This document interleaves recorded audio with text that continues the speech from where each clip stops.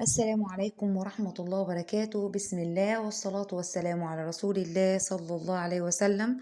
أوردر كابوتينيه، يعني اللهم بارك اللهم بارك. طبعا ده أول حاجة. المفرش ده قطيفة. الوش اللي من فوق ده قطيفة، واللي من تحت قماش قطن. تمام، عشان طبعا لما يتغطى بيه يبقى ناعم على الجسم. بالنسبة للجبير ده طبعا جبير التاج، معمول طبعا متخيط على الثلاث جوانب، وهو عبارة عن 4 قطع. مفرش ومعاه 2 خدادية والكوشن. تمام، طبعا لو محتاجة معاه أكياس مخدات، ملاية بأستك، طبعا ايه متاح طبعا التنفيذ أي طلب حضرتك تطلبيه. تمام، ما شاء الله الخامة ممتازة جدا، اللهم بارك. طبعا لطلب الأوردرات أنا كاتبه لكم الرقم على الشاشة، وبرضو هسيب لينك جروب الواتس في اول تعليق، ولينك التليجرام اللي حابب ينضم للواتس او للتليجرام. يعني عناية ليكم ان شاء الله رب العالمين. وبشكر طبعا يعني كل البنات اللي بتعلق على القناة ودعمكم للقناة، يعني ربنا يبارك فيكم وجزاكم الله خيرا يعني. طبعا لسه في حاجات تانية جميلة معانا، بس طبعا أنا بوريكي الموديل طبعا قد ايه شكله جميل، اللهم بارك. في طبعا اشكال تانية كمان، وطبعا متاح اي تنفيذ اي حاجة انت عايزة يعني تطلبيها، ان شاء الله متاح تنفيذها، حتى لو هتجيبي صورة من بره وان شاء الله متاح ان احنا ننفذها. تمام، طبعا زي ما قلت لكم الخامة طبعا قطيفة ما شاء الله، يعني مفرش تحفة والله، اللهم بارك. ربنا يبارك للي اخدته يعني، وان شاء الله ربنا يكمل لها على خير. المفرش التاني بقى ما شاء الله، بقى الاخت بقى ما شاء الله رابت تولد، فما شاء الله المفرش ده كابوتينيه، برضو قطيفة، وبرضو الظهر قطن. وطبعا هي طالبة ان يتعمل له كورنيش، عملت له كورنيش ستان. الستان ده مش رخيص ما شاء الله، الستان اللي هو ظهر قطن، فما شاء الله برضو عملت لها حاجة ممتازة، اللهم بارك. يعني خامات جميلة جدا، وطبعا برضو حسب الالوان اللي حضرتك تختاريها. هي طبعا طلبت اوف وايت واللون النبيتي، اللهم بارك. تحفة، يعني أنا عايزة أقولك التصوير مش مبين الشغل قد ما هو على الطبيعة، ما شاء الله أحلى. ربنا يبارك يعني، اللهم بارك. وطبعا عملت شغل الذهبي ده فيه طبعا في مؤخرة السرير كده، عشان طبعا ما يضايقش عند النوم أو حاجة، بس هو يعتبر مفرش. تمام، وطبعا معاه سرير بيبي، طبعا خليكم معايا عشان تشوفوا سرير البيبي، اللهم بارك. آه ما شاء الله يعني تحفة. انا كان نفسي والله اعمل لكم فيديوهات تفصيلية بالخياطة، بس ربنا اللي يعلم بظروفي الصحية الفترة دي، فعشان كده معرفتش اعمل فيديوهات تفصيل. وقدر الله ما شاء فعل، ان شاء الله ربنا ييسر كده الواحد يستعين نفسه، وباذن الله اعمل لكم ان شاء الله رب العالمين. ده طبعا سرير البيبي، انا عملت معاكم قبل كده على القناة سرير البيبي المستطيل نفس الشكل كده. طبعا ده انا مزودة هنا بفيونكة. طبعا الفيونكة انا عملتها معاكم كتير، اللهم بارك يعني، في الاطقم الملايات. وطبعا ما شاء الله الستان ده، طبعا هقول لكم برضو الستان ده ما شاء الله الفاخر. ما شاء الله يعني، اللهم بارك. تمام. لا اله الا الله. وطبعا عملت قطعة كابوتينيه كده عشان عندي راس البيبي كده لما يجي ينام، يعني ان شاء الله باذن الله.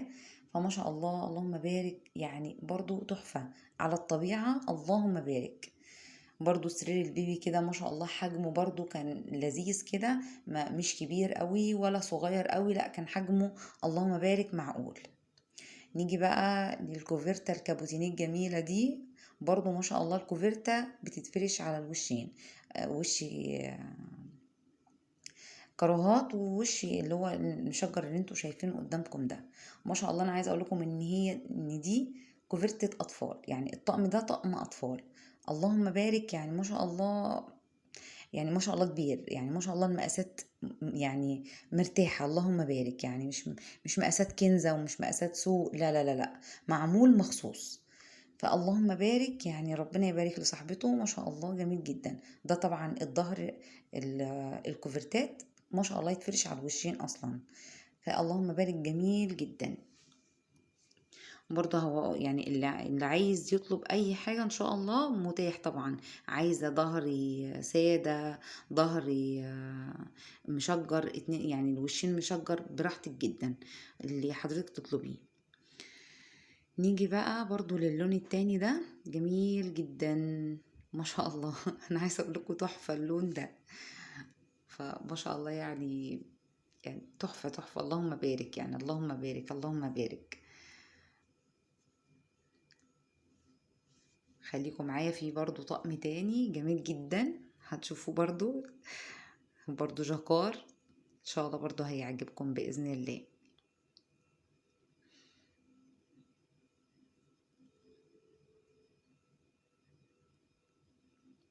ما شاء الله، يعني انا بقرب لكم الصورة وببعد الصورة عشان تشوفوه كله على بعضه كده، تحفة اللهم بارك.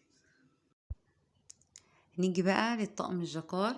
طبعا برضو ده الطقم ده انا عاملاه برضو اطفال، بس بسم الله ما شاء الله يعني ما شاء الله، يعني كنت فرشاه على السرير الكبير اللهم بارك، يعني هو اصلا قماش الجاكار العرض بتاعه كبير اللهم بارك. فما شاء الله كنت عاملة 2 مفرش واتنين كوشن واتنين خدادية، اللهم بارك. خامة تحفة جدا جدا جدا والله اللهم بارك يعني. خامة الجاكار كانت ما شاء الله تقيلة، والتاج رسمة التاج اللي هي الجوبير برضو ما شاء الله كانت جميلة. برضو أنا كنت بحاول إن أنا أصورها بكل الطرق، يعني هي برضو على الطبيعة أحلى من الصورة. ده بقى مفرش مختلف معمول بالقطيفة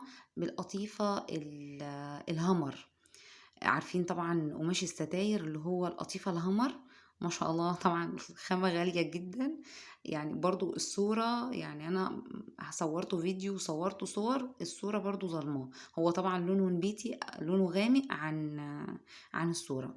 وطبعا الكورنيش بتاعه كان شيفون، الشيفون شيفون، ومن تحت الشيفون كان قماش قماش ملايات عادي تمام كده.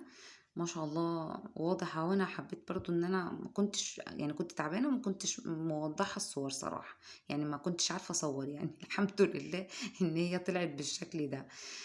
بس هي ما شاء الله برضو على الطبيعه تحفه، يعني الصور ما شاء الله وهو اصلا على الطبيعه اللهم بارك. طبعا كورنيش صغير احنا عملناه قبل كده في الملايات، والكورنيش اللي من تحت الكبير، بس طبعا انا عامله كورنيشين، كورنيش شيفون وكورنيش قماش ملايات. طبعا الفيونكات عملتها معاكم كتير قبل كده. والاستراس اللي هو ده، الاستراس ده بيتباع طبعا في حارة المزين ما شاء الله، اللفة الكبيرة تمام.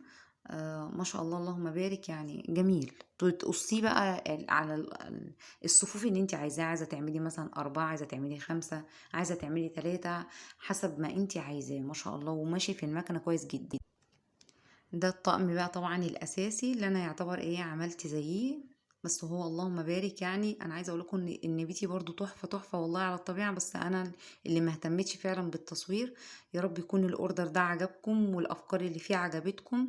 دمتم طيبين وبخير، والسلام عليكم ورحمه الله وبركاته.